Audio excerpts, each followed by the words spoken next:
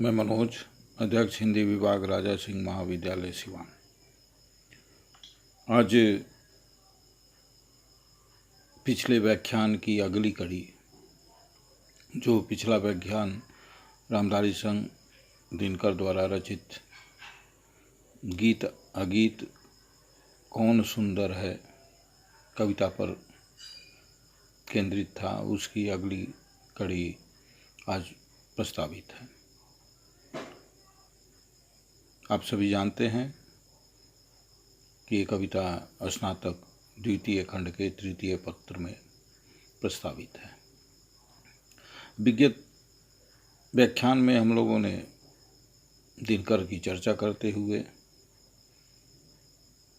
इस कविता के संदर्भ में हम लोगों ने बातें की थी और उसका पहला पैराग्राफ पर हम लोगों ने विस्तार से विवेचन किया था। उसी संदर्भ में हम लोगों ने ये बातें की थी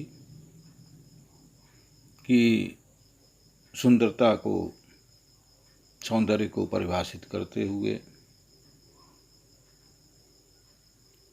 कवि इस कविता के माध्यम से एक नए विमर्श की शुरुआत करने की कोशिश करता है। वो कहना चाहता है कि किसी भी अभिव्यक्ति में अनुभूत सत्य और अभिव्यक्त सत्य में बहुत बड़ा फांक होता है। दूसरे शब्दों में कहें तो अपने आभ्यंतर के अनुभवों को हूबहू शब्दों में बांधकर अभिव्यक्त करना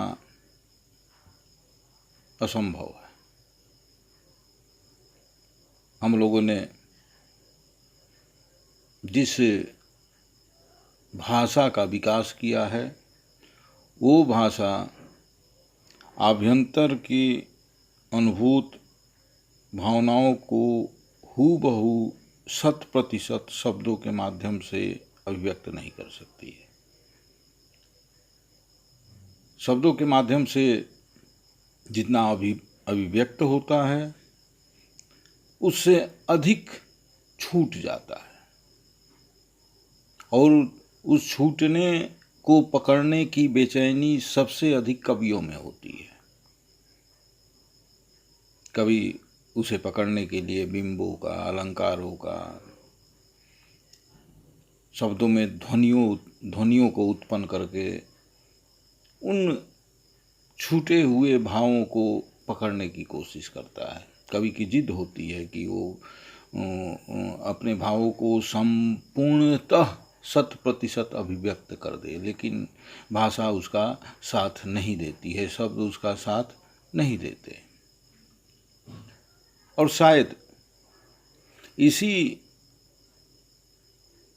विमर्श और इसी द्वंद्व के कारण कवि इस कविता के लिए प्रेरित हुआ है। शीर्षक ही से स्पष्ट है, गीत अगीत कौन सुंदर है। गीत मतलब जो शब्दों में जिसे बांध दिया गया, जिसे अभिव्यक्ति मिल गई, वो सुंदर है, या जिसको अभिव्यक्ति नहीं मिली या चाहते हुए भी वो अभिव्यक्त नहीं कर पाया, वो सुंदर है। कविता प्रश्न की शैली में है, खुद से पूछता है और लोगों को प्रेरित करता है कि इस प्रश्न का उत्तर आप खोजें। सामान्यतः जो दिखता है, जो अभिव्यक्त होता है, उसी के सौंदर्य की लोग व्याख्या करते हैं और उसी से प्रभावित होते हैं और उसी की चर्चा भी होती है। लेकिन जो अभिव्यक्त नहीं हुआ, क्या वो सुंदर नहीं है? और पहले में वो नदी की धारा की कल कल छल छल की ध्वनि और उसके तट पर स्थित एक गुलाब का के को अभिव्यक्ति को लेकर जो बेचैनी दोनों को सामने रखकर अपने प्रश्न का हल ढूंढने की कोशिश करता है। वही अगले कविता जब आगे बढ़ती है तो सुख तोता और तोती के माध्यम से कवि अपने इस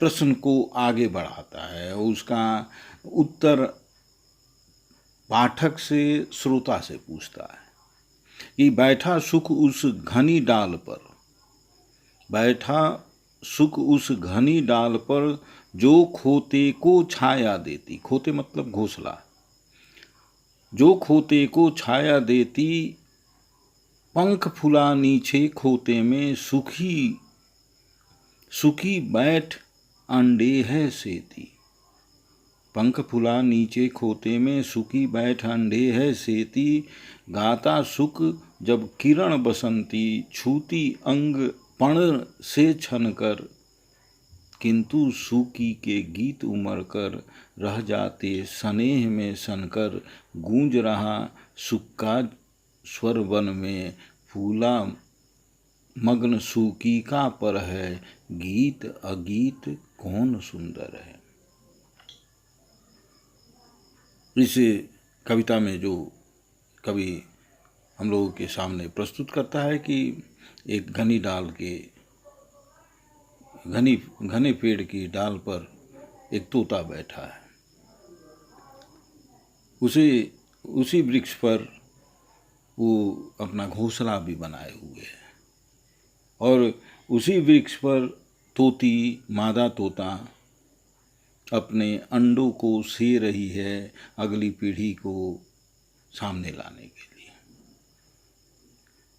जब सूर्य की किरणें जब तोता को स्पर्श करती है पत्तों से छनकर, तो उस बसंती किरणों के उमंग में तोता गाने लगता है, और उस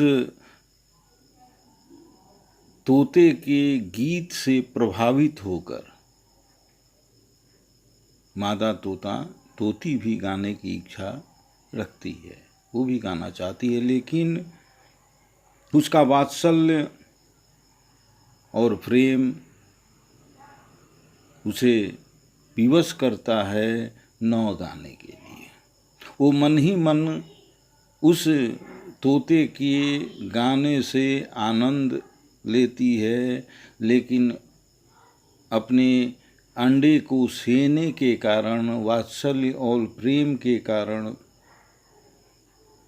वह मन ही मन आनंद लेते रहती है, लेकिन वो गाती नहीं है, क्योंकि वो सेने की प्रक्रिया में उसे व्यवधान हो जाएगा। कवि कहता है कि तोता जो गाता है, आनंदित होकर गाता है, उसकी आवाज़ में जो मधुरता है, जो आनंद अनुभव कर रहा है बसंती किरणों के उसके शरीर पर पड़ने से, उसके पंखों पर पड़ने से, उस गीत का आनंद मादा तोती भी ले रही है, लेकिन वो उसे विवशतावश, वात्सल्य और प्रेम के कारण उसे अभिव्यक्त नहीं कर पा रही है।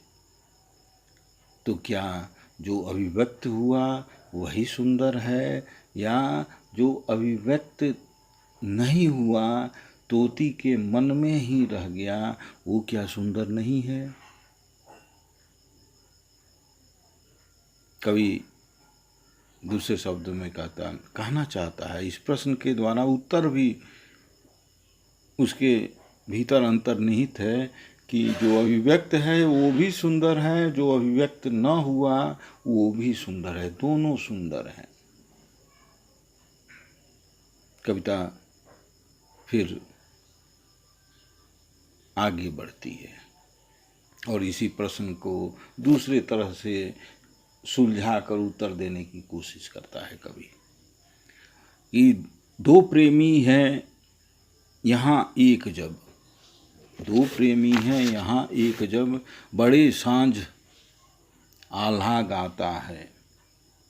दो प्रेमी हैं यहाँ एक जब, बड़े सांझ आल्हा गाता है। पहला स्वर उसकी राधा को घर से यहीं खींच लाता है। चोरी चोरी खड़ी नीम की छाया में छिपकर सुनती है। हुई न क्यों मैं कड़ी गीत की, विधना यो मन में गुनती है। वह गाता पर किसी वेग से, फूल रहा इसका अंतर है। गीत अगीत कौन सुंदर है। कवि ध्रुव प्रेमियों की कल्पना करता है, उसके माध्यम से अपनी बातों को, अपने तर्क को आगे बढ़ाने की कोशिश करता है कि दो प्रेमी हैं यहाँ एक, दो प्रेमी हैं एक जब, सांझ के समय, शाम के समय अपने गले से आला गीत गाकर अपने प्रेमिका राधा को बुलाना चाहता है।